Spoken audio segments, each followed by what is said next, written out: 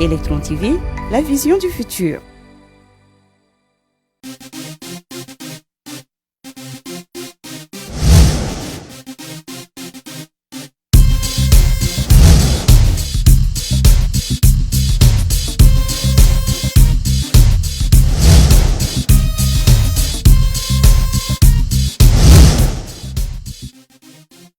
Mesdames, Messieurs, bonsoir et merci encore de nous retrouver sur votre émission Parcours féminin. Parcours féminin qui permet de pouvoir faire aussi la promotion de l'entrepreneuriat féminin, ce que les femmes font au quotidien. Aujourd'hui, la femme tchadienne, c'est celle qui se lève le matin, qui se couche le soir, qui se bat au quotidien. Aujourd'hui, nous sommes venus rencontrer cette jeune dame. Elle, on l'appelle Daiba Yamsou Livun Chiaoura, connue donc sous le nom de Geneviève. Allons retrouver cette belle dame.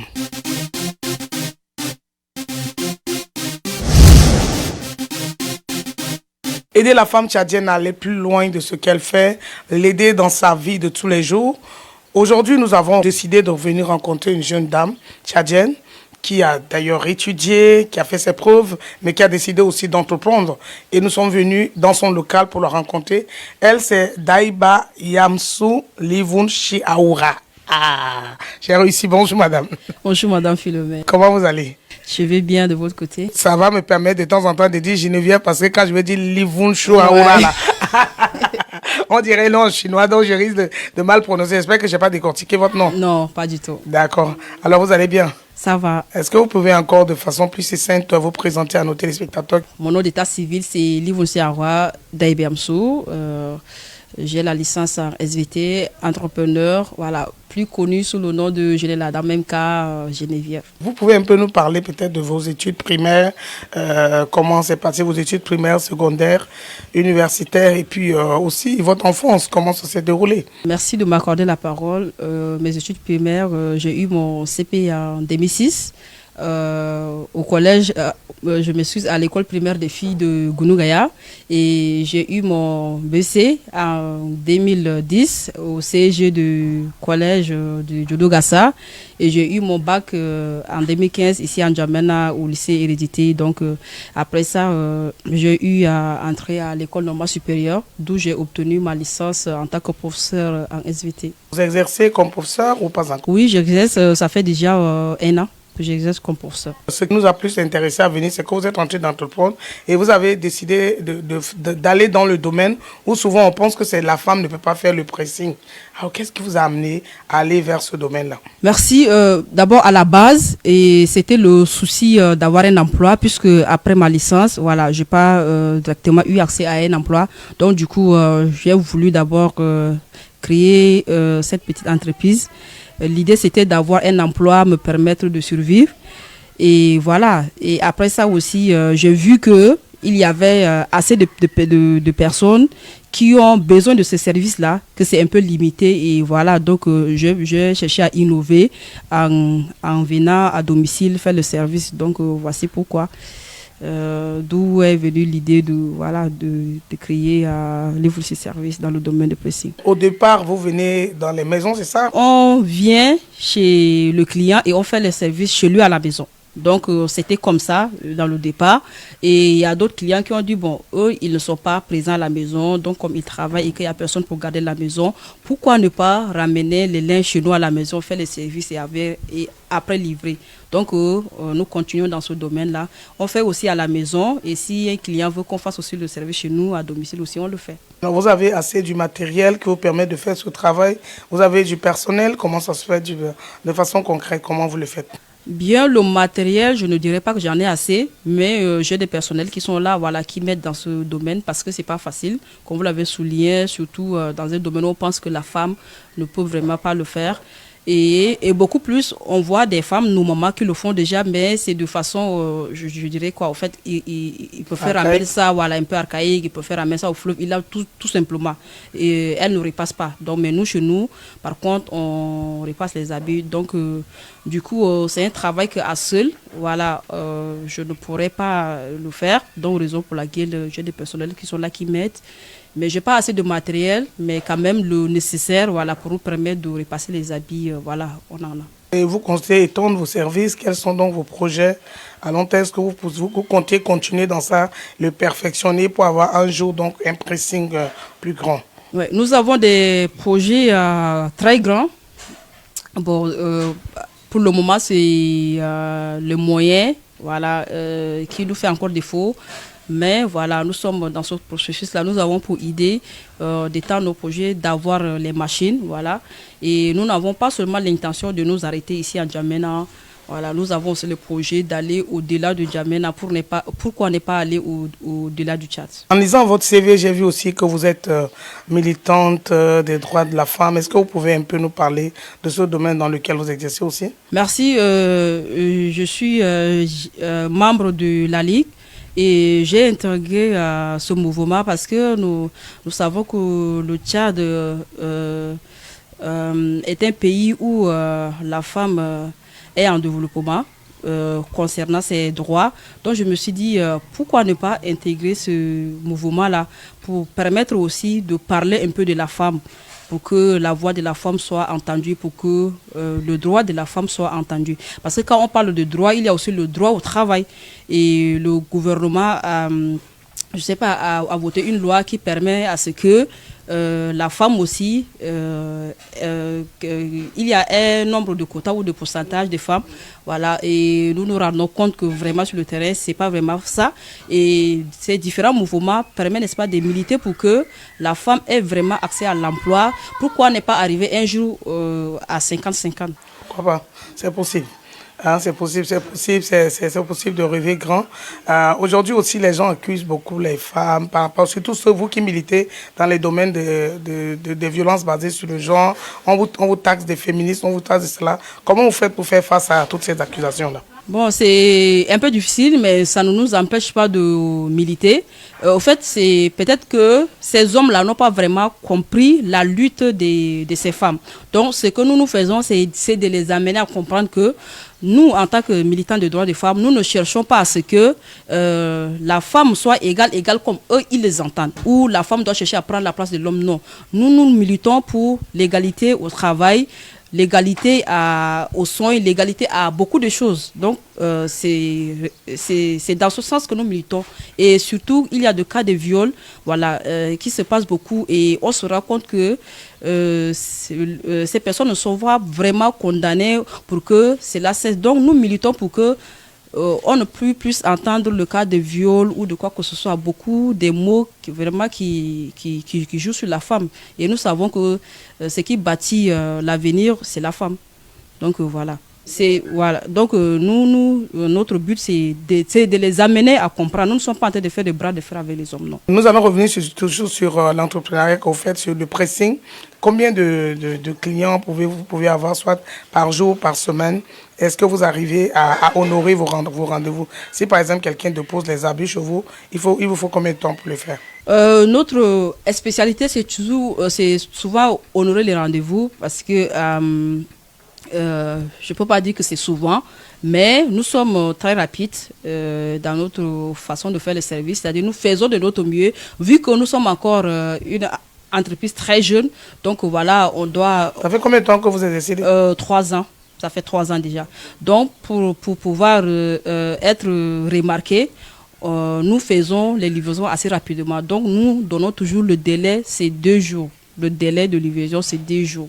Selon les clients, par jour, en moyenne, on peut avoir 3 clients en moyenne. Et ça vous permet de payer votre personnel? Ça vous permet de vous prendre en charge? Oui, ça me permet de prendre en charge, de payer mes personnels. Aujourd'hui, est-ce que vous pouvez encourager la femme tchadienne à aller vers ce domaine? Parce que quand même, le pressing, c'est un domaine, c'est vrai que nous sommes en train de parler de l'égalité homme-femme, mais aujourd'hui, on pense que c'est un domaine qui regarde les hommes.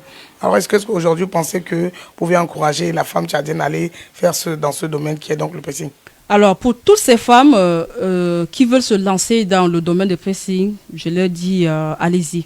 C'est pas difficile parce que les gens parlent, c'est juste pour limiter la femme. Qu'est-ce que la femme ne peut pas faire? Aujourd'hui, nous avons des femmes qui sont des pilotes d'avion, des femmes qui sont des générales de l'armée. Donc, il n'y a pas un emploi qu'une femme ne peut pas faire. Et le domaine de pressing, c'est un domaine où il y a énormément d'argent là. Il y a énormément d'argent à se faire parce que on ne peut pas porter une abyssale. Donc, quel que soit le niveau social de la personne a besoin d'un habit propre avant de porter. Donc, on peut se faire facilement d'argent là. Donc, toutes ces femmes-là, ne vous sous-estimez pas, vous avez cette capacité de lancer pressing et de réussir. Mais les contraintes, Madame Geneviève, vous pensez que quelqu'un peut lancer le pressing, surtout quand tu es dans une maison en location, tu as des fois besoin de l'espace, des fois peut-être tu as des bailleurs qui ne vont pas vouloir que tout le temps tu laves les habits. Comment ces personnes vont faire face à toutes ces contraintes-là? Dans le social, il y a toujours de l'entente. Donc, à l'avance, pour quelqu'un qui est en location, il faut faire savoir au bailleur que voilà, vous avez un service qui est à domicile, qui est le pressing, dont de temps en temps, vous aurez besoin d'utiliser l'eau. Et dans la maison où je louais avant, j'avais mis le sous-compteur, puisque j'utilise l'électricité pour y passer les habits. Parce que le fer à vapeur, c'est un fer qui consomme énormément d'énergie. Donc, j'ai mis mon sous-compteur qui est là. Donc, c'est en fonction de mon sous-compteur que je paye l'électricité. Et l'eau, j'utilise comme c'est la fontaine. La fontaine, c'est pas le tuyau, on n'a pas besoin des compteurs pour ça. Et surtout l'espace, il faut... parce que ça serait difficile, parce que sur le même lieu où vous allez étaler les habits des clients, peut-être que voilà, les locataires aussi, mais il faut trouver un moyen où, de ne pas à laisser les autres personnes voilà, puissent étaler tout pour que les habits des clients ne puissent pas se mélanger. C'est un peu difficile, mais ce n'est pas impossible. Il faut juste de l'entente et savoir aussi être discipliné, c'est tout. Comment vous faites aussi pour reconnaître les habits? Si par exemple il arrivait que vous avez les habits par exemple de 20 clients qui viennent et puis qui amènent chacun peut-être 10 ensemble, 20 ensemble, comment vous faites pour reconnaître ces habits-là une fois lavés, repassés pour garder pour que ces clients viennent? Une très belle question. Vu que nous n'avons pas de machine pour pouvoir mettre voilà, étiqueter, les mettre ensemble, au fait, on lave les habits des clients par groupe. Quand un client nous envoie ses habits, on lave ses habits uniquement, on les étale uniquement. Donc, on ne les met pas ensemble, on les lave par groupe. Donc, voilà, ça évite voilà, qu'il y ait de pertes ou de mélange. Vous avez pas 10 clients qui arrivent et puis vous donnez vos rendez-vous, généralement c'est 48 heures. Comment vous faites sur le plan organisationnel pour respecter le timing, mais aussi pour que les habits ne se mélangent pas ou ne se perdent pas? Comme je l'ai dit, on a de personnels qui sont là. Donc, du coup, voilà, si les habits, par exemple, il y a 3 habits de clients, on se lève le matin, on lave les premiers habits des clients, on étale. Le temps que ces habits sèchent, on est en train de laver les autres. Donc, dès que les habits sèchent, on enlève et on réétale le deuxième qu'on a lavé. Donc, le temps que ça sèche, on réétale l'autre. C'est comme ça qu'on fait. La deuxième partie de cette émission concerne les témoignages. Nous avons tendu donc notre micro à vos clientes qui vous connaissent et qui ont fait un témoignage. On va repartir écouter les témoignages et on va revenir. Je suis l'une de ses voisines et clientes parce qu'elle a aménagé ici il y a quelques temps. Et j'apprécie vraiment la qualité de son service. Parce que en matière de lavage, de repassage, c'est un très bon service. Geneviève, c'est une battante, il faut le dire, et une femme de confiance. Donc quand on lui confie un travail, elle le fait avec un seul cœur, avec assurance, et ça nous met vraiment à l'aise. J'en profite du micro d'abord pour vraiment la féliciter et l'encourager, parce que peu de femmes tchadiennes feraient ce boulot qu'elle le fait. Il faut qu'on se le dise, parce que, comme vous venez de le dire, c'est un boulot qui est réservé aux hommes, mais elle le fait avec amour et fierté. Donc vraiment, ça nécessite un encouragement. Eh bien, c'est normal, je peux dire, c'est normal qu'elle le fasse, parce que de nos jours, on parle de l'égalité entre l'homme et la femme. Donc pourquoi pas exercer ce travail? Moi, je trouve qu'il n'y a pas un souci pour ça. Et elle le fait très bien d'ailleurs. Et surtout avec ce que nous traversons, notre pays d'ailleurs, on sait que ce n'est pas facile. Donc si elle le fait et qu'elle arrive à joindre les deux bouts, c'est vraiment à encourager. Madame Geneviève, c'est une femme battante. Et je l'admire tellement. Surtout ce qu'elle fait, elle ne se laisse pas abattre, tout ça. J'ai envie de faire comme elle. Voilà, et elle se lève chaque matin. Elle n'est pas là à la maison comme ça, à ne rien faire, mais elle se cherche. Elle ne se laisse pas abattre, quelle que soit la situation. Donc, c'est une femme que j'aimerais recopier son exemple. Oui, Madame Geneviève, nous venons d'écouter ensemble avec vous les témoignages faits par vos clientes avec des mots assez particuliers. Qu'est-ce que ces témoignages? Est-ce que vous reconnaissez dans ces témoignages-là? Je ne sais pas si c'est pas trop exagéré, mais bon, ça va. Je suis un peu quand même émue par rapport à ces témoignages. Franchement. C'est rare quand même que les femmes s'apprécient. Hein, parce oui, on dit souvent, nous, on se jalouse. Une femme fasse le travail et puis l'autre dit que bon, elle est battante, j'ai envie de lui ressembler. C'est pas donné à la femme quand même. Oui. Faut être contente pour ça. Oui, très, très contente. C'est encourageant, franchement. Voilà, je pensais pas que j'inspirais tant de femmes. Et je suis un peu flattée. C'est vraiment, ça m'a énormément touchée. Et c'est encourageant, voilà, d'écouter ce genre de témoignages sur notre personnalité. C'est encourageant. Vous enseignez, vous entreprenez dans le domaine du pressing, vous êtes aussi, vous défendez aussi les femmes dans le domaine du droit de la femme. Je ne sais pas comment vous faites pour pouvoir concilier tout ce travail que vous faites. Merci, c'est une très belle question. Voilà, souvent, on me pose souvent cette question, comment tu fais? Moi, je dis c'est question d'organisation. Alors, si on est organisé, on peut faire plusieurs choses à la fois. D'abord, la femme, elle est créée à faire plusieurs choses à la fois. Parce que la femme, elle a l'homme, elle s'occupe de l'homme, elle s'occupe de ses enfants, elle s'occupe de son travail. Donc, voilà, faire plusieurs choses à la fois, c'est... Elle est née naturellement. Voilà, c'est naturel, voilà. Comme j'aime le dire. Effectivement. Donc, il suffit juste de s'organiser. Donc, voilà, j'ai réussi à m'organiser. Et c'est bon, depuis que je commençais à enseigner, c'est pas vraiment facile d'être souvent présent, surtout pendant les rencontres. C'était sorti pour l'association du droit des femmes que j'y suis. Mais quand même, de temps en temps, voilà, je fais de mon mieux d'être là parce que les cours, il faut aussi les préparer, tout ça. Vous enseignez, ça va, les enfants, vous êtes jeune, oui. Vous êtes surtout femme. Est-ce que c'est facile quand même de pouvoir enseigner? Les élèves ne vous embêtent pas beaucoup, ça va? Ça va. Voilà, et c'est aussi trop bien, franchement, d'être avec les enfants. C'est une très belle expérience. Vous enseignez quelle classe? La 6e, la 5e et la 4e. Ok. Ils ne sont pas récalcitrants, hein? Non. Vous entendez bien? Ils sont très adorables, surtout la 6e, je les aime beaucoup. Ah, d'accord. Ah, ça veut dire que vous êtes moulé à l'épreuve. Parce que si quelqu'un qui n'est pas du domaine, c'est pas facile de supporter les enfants. C'est comme je suis formée dans ce domaine, donc voilà, ça va. Et quels sont les plus beaux moments, sinon les résultats de ce travail que vous êtes en train de faire, qui vous a rejoint le cœur et que vous pouvez donner en témoignage? Dans la blanchisserie, il y a une chose qui me donne envie d'avancer, surtout lorsque je lave l'habit des clients et que je viens livrer. Au-delà de l'argent qu'il me donne, il dit merci. Merci. Et c'est touchant. Merci, mes habits sont propres, merci, tu as bien repassé, merci. Il y a d'autres même qui me demandent comment tu fais pour bien repasser les habits comme ça. Donc j'ai dit bon, au fait, le but, ce n'est pas seulement chercher l'argent. Vous avez appris à faire la blanchisserie ou c'est venu faire comme ça? Je ne peux pas dire que c'est naturel. Bon. Je ne sais pas comment je vais dire. Bon, étant donné que quand on est enfant, on lave les habits. Donc, on lave les habits, on repasse sa tenue aussi. Surtout à l'école, pour être probe à l'école, il faut repasser sa tenue. Donc, c'est comme ça. La plupart des femmes, y compris moi, je n'aime pas le repassage. Moi, j'aime laver les habits. Maintenant, à partir du repassage, bon, je négocie que quelqu'un d'autre le repasse. Et les femmes, souvent, on est très fainéantes dans le domaine du repassage. Des fois, on repasse, mais pas comme on veut. Bon, c'est pour ça que je demandais si vous avez appris à le faire ou bien c'est... Je n'ai pas appris à le faire. J'ai commencé à repasser mes tenues. Donc, c'est à travers. C'est vrai que repasser les habits, c'est difficile. Ça demande beaucoup d'énergie.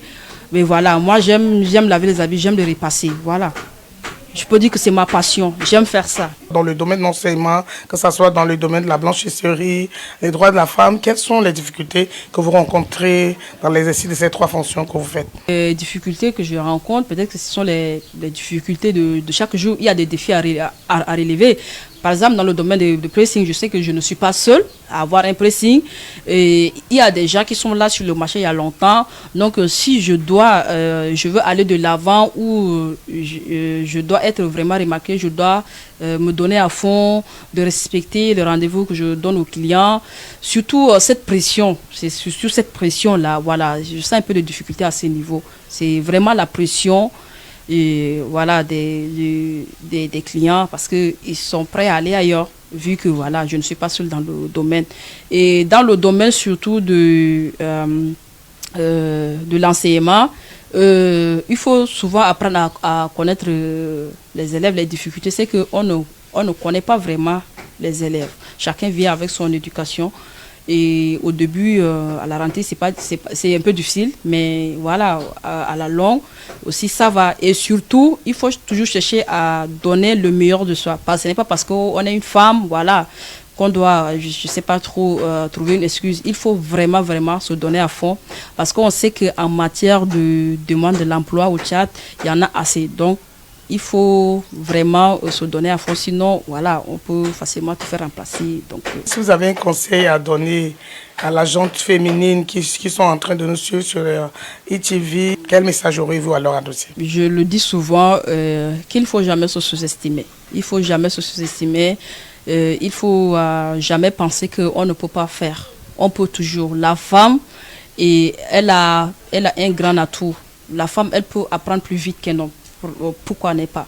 Donc, si vous avez de rêves en vous, n'hésitez pas. Ne regardez pas le côté social. Ne regardez pas ce que les gens vont dire. Qu'est-ce que les gens vont dire? Qu'est-ce que les gens vont penser? Il faut se lancer. Il faut se lancer, avoir foi. Et avec la foi, on réussit toujours. Dans la blanchise, par exemple, si c'est un ensemble jupe comme j'ai porté, si c'est une robe, si c'est un ensemble veste, combien vous le faites? Merci beaucoup. Nous ne sommes pas chers. Donc, les complets, nous lavons et repassons à 500 francs. Donc, les tout types de complets. Maintenant, les habits simples, les hauts simples, les pantalons, les culottes, nous lavons et repassons à 250 francs. Maintenant, les costumes, nous les faisons à 2000 francs. Maintenant, si c'est juste les vestes, les blazers, nous le faisons à 1500. Certains clients pensent qu'avec la distance, nous ne pouvons pas, quel que soit votre quartier, si vous êtes ici en N'Djamena, on vient collecter. Vous n'avez pas besoin de vous déplacer. Donc, il suffit de nous appeler au 66 02 67 01. On vient collecter vos linges, on fait les services et on vient vous livrer sans problème. C'est pas un manque à payer les prix, les tarifs que vous avez donnés là. Si vous utilisez par exemple les machines à laver et que vous utilisez l'électricité, c'est parce que vous arrivez à couvrir vos charges avec ces montants que vous avez donnés. Oui, comme je le disais tantôt, on n'a pas encore les machines. On n'a pas encore les machines, donc on le fait avec les produits et avec les mains. Mais les costumes, on les lave avec les machines, mais on a fait un partenariat. Donc voilà, en attendant, dans le moment où nous allons avoir les machines, certainement les prix seront différents. Quel serait votre mot de cœur que vous allez adresser à l'endroit des autorités qui nous suivent? Je voulais d'abord dire merci à ITV, voilà, de m'accorder cette occasion de m'exprimer. Voilà, et merci beaucoup pour ce travail, voilà, de soutenir les sans-voix, je peux dire ça. Et aux autorités, voilà, qui nous suivent en ce moment, je voulais le dire d'abord merci. Merci d'abord parce que voilà, il y a beaucoup de projets qui accompagnent voilà, des jeunes qui dans le cadre de l'entrepreneuriat. Et si SOS à dire, c'est de vraiment soutenir ceux qui ont cette volonté de faire les choses. Et jusqu'à là, je n'ai pas encore mes machines. Et en 2023, j'ai eu à gagner le projet de 50 000 emplois. Mais jusqu'à aujourd'hui, je n'ai pas eu de financement.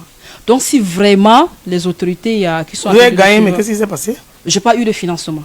Pourquoi? Bon, ils l'ont financé par catégorie, mais moi, je n'ai pas encore été appelé. Donc, vraiment, s'il y a voilà, des autorités qui nous suivent en ce moment, ils peuvent se pencher sur ces cas. J'ai encore mon projet qui est là. Et mon nom figure parmi ceux qui ont été sélectionnés. Donc, s'il peut se pencher sur ces cas pour que j'ai de financement. Et aussi, s'il y a des hôtels ou des hébergements voilà, qui nous suivent en ce moment, n'hésitez pas de nous appeler. On peut entretenir vos draps, vos serviettes. Déjà, merci. Il y a un hébergement. On a signé un contrat avec eux. Ça fait 2 mois déjà. Voilà, qu'on fait l'entretien des serviettes et des draps. N'hésitez pas. Parce que c'est grâce à ces contrats qu'on peut aller de l'avant. Sans ça, ça serait un peu difficile. Donc, voici un peu mon cri de cœur aussi, mon remerciement à l'endroit des autorités qui nous suivent en ce moment. Merci Madame Geneviève. Nous sommes venus rencontrer Madame Daiba Yamsou Livunchiaoura. J'ai réussi encore une fois. Voilà, vous avez suivi son témoignage. Ce n'est pas qu'elle n'a pas étudié, elle a étudié. Elle a voulu ne pas croiser les bras. Elle a voulu entreprendre parce que, comme l'a dit encore le feu maréchal, on voit une jeunesse qui ose. Et elle fait partie de cette jeunesse qui ose. Elle fait partie de la femme tchadienne qui peut se lever le matin, se battre, aller trouver son pain quotidien, nourrir sa famille avec, ne pas croiser les bras, attendre que ce soit l'homme qui apporte, mais la femme aussi apporte beaucoup dans l'économie de notre pays. Alors si vous nous suivez, si vous avez suivi ce témoignage, elle a donné son numéro à la fin de cet entretien. Appelez Geneviève, elle va aller à votre rencontre, elle va prendre vos linges, elle va le faire et en le faisant, vous l'aidez, non seulement elle, mais vous l'aidez aussi parce que elle est dans l'entrepreneuriat et elle aide aussi des jeunes femmes à se prendre en charge. Donc, aidons-nous vivants. À nous retrouver très prochainement pour un autre numéro de Parcours féminin.